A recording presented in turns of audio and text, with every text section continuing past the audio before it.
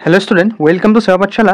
आज तुम्हारा क्लास 12 অসমীয়াৰ যেটো কাঠমিস্ত্ৰীৰ ঘৰ কবিতাটি আছে সেই কবিতাটিৰ ধীৰেন্দ্ৰ চন্দ্ৰ দত্তদেৱৰ দ্বাৰা ৰচিত যেটো কবিতা আছে সেই কবিতাটিৰ যিমানখিনি ইম্পৰ্টেন্ট কুৱেশ্যন আছে ইয়াৰ উপৰি এইটো কবিতাৰ যিমানখিনি তোমাৰ অতিৰিক্ত ইম্পৰ্টেন্ট কুৱেশ্যন আছে মই গুটিখিনি তোমালোকৰ কাৰণে লিখি লৈ আহিছো। গতিকে তোমালোকে ভিডিঅটো প্ৰথমৰ পৰা শেষলৈ মনোযোগেৰে চাবা আৰু মই যিখিনি তোমালোকক নোটছ দিম নোটছখিনি তোমালোকে ধুনীয়াকৈ লিখি ল'বা, ঠিক আছে। আৰু নোটছখিনি মই ইমান ভালকৈ দিছোঁ যে তোমালোকে এবাৰ পঢ়িলেই এবাৰ ৰিডিং মাৰিলে তোমালোকৰ মনত ৰৈ যাব আৰু পৰীক্ষাটো ফুল মাৰ্কছ পাবা। প্ৰথমে আমি এই চেপ্টাৰটোৰ যিখিনি ইম্পৰ্টেণ্ট পৰ্শ্যনখিনি মই বাছি দিওঁ চোৱা। প্ৰথমে তোমালোকে 1934 চনত ধীৰেন্দ্ৰ চন্দ্ৰ দত্তদেৱৰ অভিযান প্ৰকাশ পাইছিল এই বস্তুটো চাবা। আৰু কেইটামান ইম্পৰ্টেণ্ট আছে ৰ'ব মই চাই দিছোঁ। আৰু তোমালোকে ইম্পৰ্টেণ্টৰ ভিতৰত মই আৰু দেখা নাই আৰু এটা বস্তু চাবা এইটো যে কাঠমিস্ত্ৰীৰ ঘৰ 1939 চনত দধি মহন্তই সম্পাদনা কৰা অসম ছাত্ৰ সন্মিলনৰ মুখপত্ৰ মিলনত ক'ত কি হৈছিল প্ৰকাশ পাইছিল এই বস্তুটো চাবা, ঠিক আছে।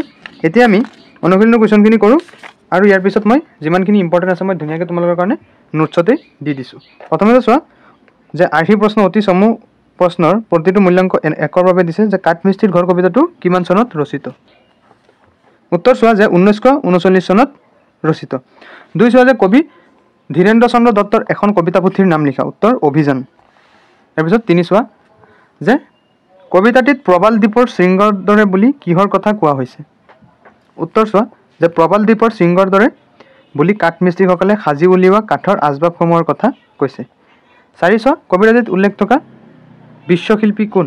উত্তৰ কবিতাটিত উল্লেখ থকা বিশ্বশিল্পী হ'ল কাঠমিস্ত্ৰীসকল। পাঁচ চোৱা যে কাঠমিস্ত্ৰীসকলে নিজৰ অধিকাৰ কেনেকৈ সাব্যস্ত কৰিব লাগিব বুলি কবিতাটিত কোৱা হৈছে। উত্তৰ চোৱা কাঠমিস্ত্ৰীসকলে নিজ বাহুবলেৰে নিজৰ অধিকাৰ সাব্যস্ত কৰিব লাগিব বুলি কবিতাটিত কোৱা হৈছে। এতিয়া খ চোৱা যে কবিতাটিত উল্লেখ থকা কাঠমিস্ত্ৰীয়ে ব্যৱহাৰ কৰা দুবিধ সঁজুলিৰ নাম লিখা। উত্তৰ কবিতাটিত উল্লেখ থকা কাঠমিস্ত্ৰীয়ে ব্যৱহাৰ কৰা দুবিধ সঁজুলিৰ নাম হ'ল ৰান্দা আৰু বটালি।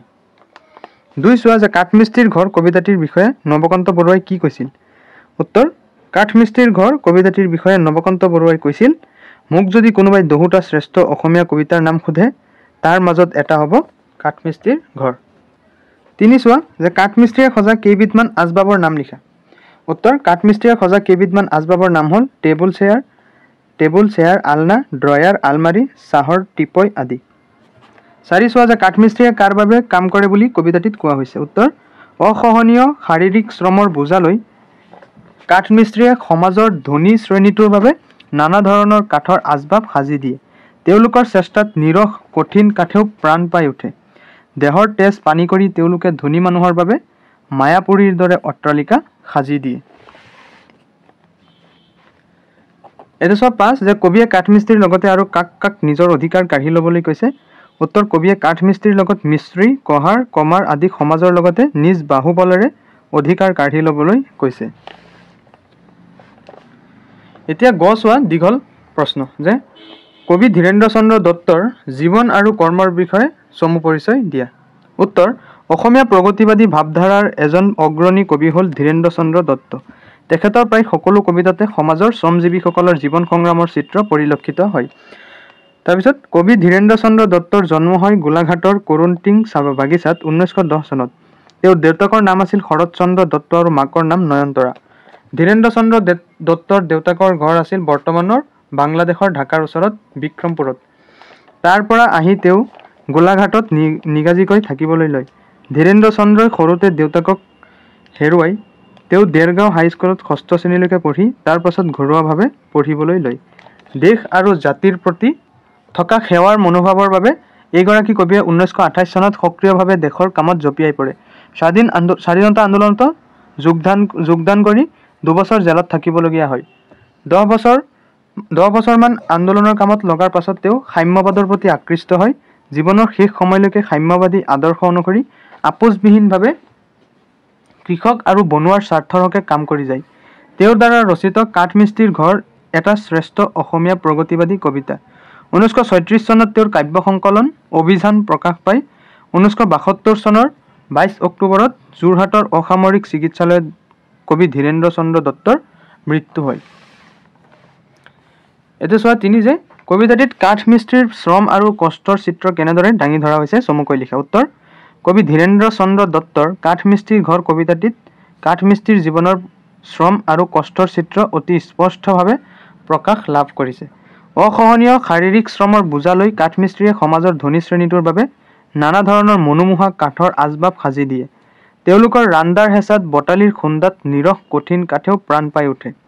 কঠিন আৰু জিৰণিবিহীন শ্ৰমত তেওঁলোকৰ কপালৰ ঘাম মাটিত পৰে, মুখেৰে ফেন বাহিৰ হয়, তথাপি জিৰাবৰ আহৰি নাই। দেহৰ তেজ পানী কৰি তেওঁলোকে ধনী মানুহৰ বাবে মায়াপুৰীৰ দৰে অট্টালিকা সাজি দিয়ে।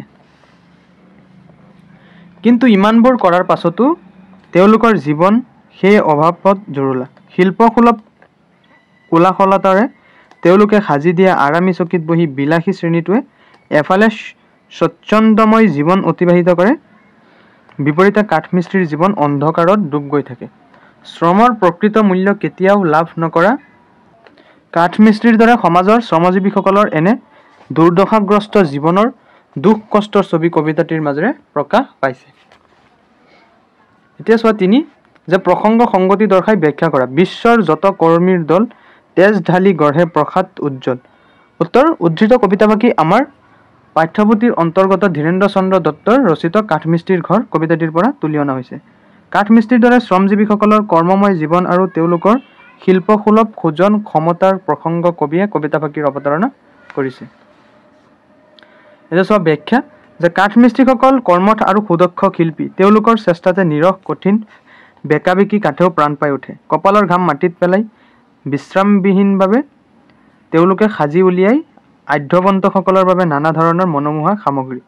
দেহৰ তেজ পানী কৰি তেওঁলোকে ধনীসকলৰ বাবে সাজি দিয়ে মায়াপুৰী সদৃশ অট্টালিকা।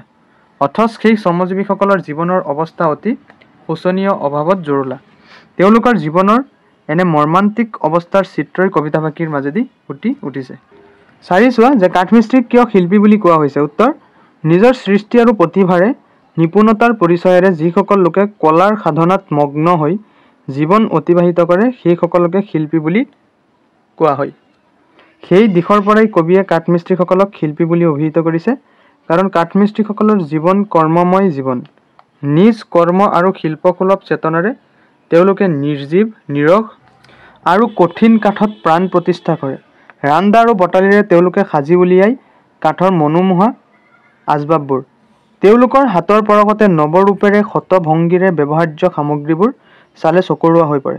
একেদৰে কাঠমিস্ত্ৰীৰ দৰে বিশ্বৰ অন্যান্য শ্ৰমজীৱী লোকসকলে কঠোৰ পৰিশ্ৰমেৰে আন মানুহৰ বাবে জীৱনপাত কৰা কাঠমিস্ত্ৰীসকল যথাৰ্থ শিল্পী, অহা বিশ্বৰ বিশ্বশিল্পী। এনে কাৰণতে কবিয়ে কাঠমিস্ত্ৰীৰ ঘৰ কবিতাটিত কাঠমিস্ত্ৰীসকলক শিল্পী বুলি অভিহিত কৰিছে।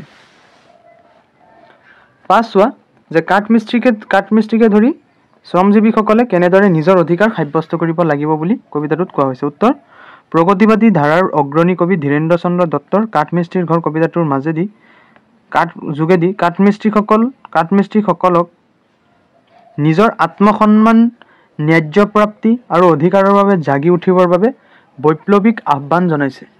অসহনীয় শাৰীৰিক শ্ৰমৰ বোজা লৈ কাঠমিস্ত্ৰীয়ে সমাজৰ ধনী শ্ৰেণীটোৰ বাবে নানা ধৰণৰ মনোমোহা কাঠৰ আচবাব সাজি দিয়ে। তেওঁলোকৰ ৰান্দাৰ হেঁচাত বটালিৰ খুন্দাত নিৰহ কঠিন কাঠেও প্ৰাণ পাই উঠে। কঠিন আৰু জিৰণিবিহীন শ্ৰমত তেওঁলোকৰ কপালৰ ঘাম মাটিত পৰে, মুখেৰে ফেন বাহিৰ হয়, তথাপি জিৰাবৰ আহৰি নাই। দেহৰ তেজ পানী কৰি তেওঁলোকে ধনী মানুহৰ বাবে মায়াপুৰীৰ দৰে অট্টালিকা সাজি দিয়ে। কিন্তু ইমানবোৰ কৰাৰ পাছতো তেওঁলোকে শ্ৰমৰ উচিত মৰ্যাদা লাভ নকৰে। নিজৰ প্ৰাপ্যৰ পৰা বঞ্চিত তেওঁলোকৰ জীৱন সেয়ে অভাৱত জুৰুলা। শিল্পসুলভ কোলাহলতাৰে তেওঁলোকে সাজি দিয়া আৰামী চকীত বহি বিলাসী শ্ৰেণীটোৱে স্বচ্ছন্দময় জীৱন অতিবাহিত কৰে, বিপৰীতে কাঠমিস্ত্ৰীৰ জীৱন অন্ধকাৰত ডুব গৈ থাকে। এই ক্ষেত্ৰত কবিয়ে শ্ৰমিক শ্ৰেণীৰ দুৰ্দশাৰ অৱসান বিচাৰি তেওঁলোকক নিজা বাহুবল প্ৰয়োগ কৰি হ'লেও নিজৰ প্ৰাপ্য সাব্যস্ত কৰিবলৈ আহ্বান জনাইছে। কেইটামান ইম্পৰ্টেণ্ট কুৱেশ্যন চোৱা। ইমানো ইম্পৰ্টেণ্ট মই অলৰেডি তোমালোকক কৈ দিছোঁ ইম্পৰ্টেণ্টখিনি আগতেই, তথাপিও আৰু কেইটামান লিখি দিছোঁ চোৱা। যে কাঠমিস্ত্ৰীৰ ঘৰ কবিতাটি প্ৰথমে ক'ত আৰু কেতিয়া প্ৰকাশ পাইছিল। উত্তৰ কাঠমিস্ত্ৰীৰ ঘৰ কবিতাটি প্ৰথম প্ৰকাশ পাইছিল 1939 চনত দধি মহন্তই সম্পাদনা কৰা অসম ছাত্ৰ সন্মিলনৰ মিলন মুখপাত্ৰত। 2 চোৱা যে পাঠ্যত সন্নিৱিষ্ট কাঠমিস্ত্ৰীৰ ঘৰ কবিতাটি কোনখন গ্ৰন্থৰ পৰা সংগ্ৰহ কৰা হৈছে? উত্তৰ অভিযান আৰু অন্যান্য কবিতা শীৰ্ষক গ্ৰন্থৰ পৰা। গতিকে ষ্টুডেণ্ট তোমালোকৰ কাঠমিস্ত্ৰীৰ ঘৰ যিটো চেপ্টাৰ আছে এই চেপ্টাৰটো যিমানখিনি ইম্পৰ্টেণ্ট কুৱেশ্যন আছিলে ইয়াৰ উপৰি যিখিনি অতিৰিক্ত প্ৰশ্ন উত্তৰ আছিলে মই সেইখিনিও আলোচনা কৰিলোঁ। গতিকে আশা কৰোঁ আজিৰ ক্লাছটো তোমালোকে ভাল পালা। গতিকে তোমালোকে আমাৰ ভিডিঅ'টোত লাইক কৰি আমাৰ চেনেলটো ছাবস্ক্ৰাইব কৰি ৰাখিবা। ইয়াৰ পিছৰ যিখিনি নেক্সট ক্লাছ আছে মই তোমালোকক নেক্সট ক্লাছৰ নোটছখিনি মই ফ্ৰী অফ কষ্টত তোমালোকক যোগান ধৰিম। গতিকে আজিলৈ আহিছোঁ, ধন্যবাদ।